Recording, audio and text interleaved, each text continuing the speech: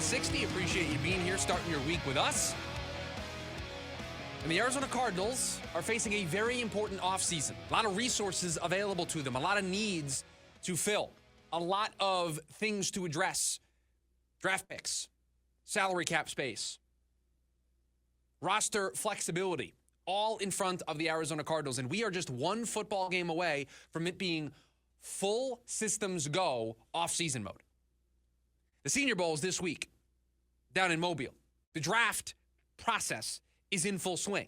Now, it's in full swing all year for those that work inside the league. But for the casuals, for you and I, this is kind of where you start to peek in. This is kind of when the draft starts to become real. And this week in particular is where it starts to ramp up. And so I thought it was a great conversation starter because ESPN put out a story over the weekend. And it ranked all of the draft classes for 2024. And it had the Cardinals at 14th. The 14th best draft class in 2024 belonged to, at least in ESPN's mind, the Arizona Cardinals with their 12 picks. And so there are two conversations when it comes to the NFL draft. There's the drafting side, getting value, identifying blue chip prospects. But then there's the development side. There's the getting that player in to your building, to your process, to your program, and getting more out of that player. And so the Cardinals on draft night get a lot of love. They get a lot of A+ grades. They match with a lot of draft-related sites, big boards. They pick players, and they get good value. They have a lot of picks. They also have those fancy videos that get put out now for 2 straight years of Monty Ossenfort wheeling and dealing, taking phone calls, moving up, moving back, pacing around the room, trying to figure out what he's going to do. And everybody loves those. We eat them up. It's like free samples at Costco. Give me more. Give me all of the content of my GM showing that he knows what he's doing and that he means business on draft night. Love it. That's one half of the battle. That's one half of the math equation. The other half is the more important half. The other half is how you win drafts long term. Because you can win on draft night. You can win on a Thursday in April, on a Friday in April. When you win on Thursdays and Sundays and Mondays and in the latter part of the season, Saturdays, in September, October, November, December, you know when you win on those days? Because you've developed those players. You've taken those players, the value that you've gotten. You saw something in those players, and you turned them into something. And so when the Arizona Cardinals, a team that had 12 draft picks in last year's draft class, 12, has a class that comes in at 14th. Now, everybody loved getting Marvin Harrison Jr. Everybody loved landing Trey Benson. Everybody loved what the Cardinals were able to do. Value after value. Huge pick after huge pick. Yet they had the 14th ranked draft class. Marvin Harrison Jr. wasn't a finalist for the Offensive Rookie of the Year. Didn't make some all-rookie teams from various media outlets. Why is that? Why is a player whose talent was very clear to anybody who was watching college football 2 seasons ago? How could a player that was drafted 4th overall not reach those heights? That's the difference between drafting and developing. Do you know that of the general managers that got hired after Monty Ossenfort, so let's exclude the teams that are rebooting at GM this offseason, there was a handful of teams that hit the reset button at GM in the 2024 offseason. So last offseason when Monty Ossenfort was entering year 2.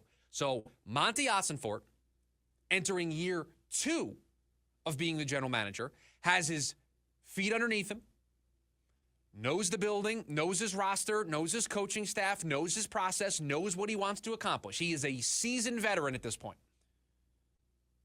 You had a bunch of teams, a handful of teams, have GMs that were in their rookie seasons, their first year with their team. So there's coaches to learn and infrastructure to learn and the roster to learn and all of that. And you get hired around this time of year. Think about this. You've got a bunch of teams that are just finalizing. The Jets today just introduced their new general manager. The Raiders today are just introducing their new head coach and general manager. These guys have been on the job for 6 minutes.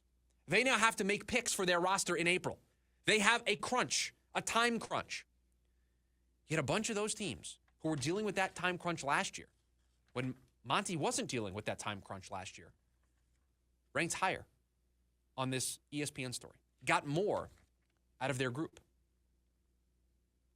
We're able to take less picks than the Cardinals 12, not picking 4th overall, and they were able to have productive, valuable contributors to their roster in 2024.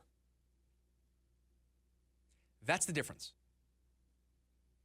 So you can get excited about videos of Monty Ossenfort taking phone calls, swindling deals, making trades, moving up, moving down, getting more draft assets for the future. You can get excited about 12 picks, and you can get excited about, what great value. PFF says this was the 17th ranked player on their big board, and the Cardinals got him at 55, and I'm just making up numbers. You can get excited about that.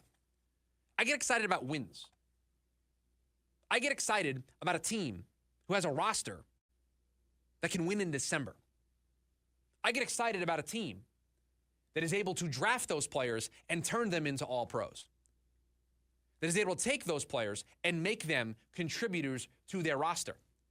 I'm not calling the 2024 draft class a bust for the Arizona Cardinals.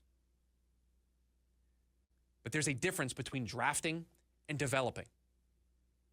I would say Monty has shown that they're good at the drafting part. They're good in the pressure-packed environment that takes place over 3 days in April. They excel there.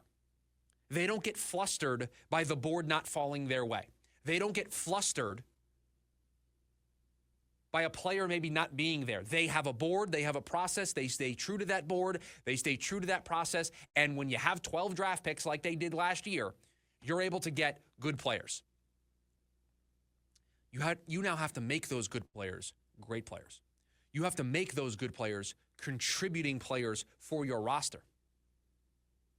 You can take swing after swing after swing in the draft, and you can get value.